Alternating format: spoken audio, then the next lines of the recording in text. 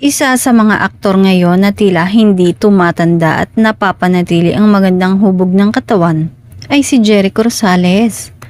Walang kupas talaga at muling pinatunayan ni Echo na kahit 45 years old na siya, ay may ibubuga pa rin siya sa pakisigan at papugian. Sa latest Instagram post, todo flex si Echo ng kanyang biceps habang naka-edgy at aesthetically pleasing na outfit.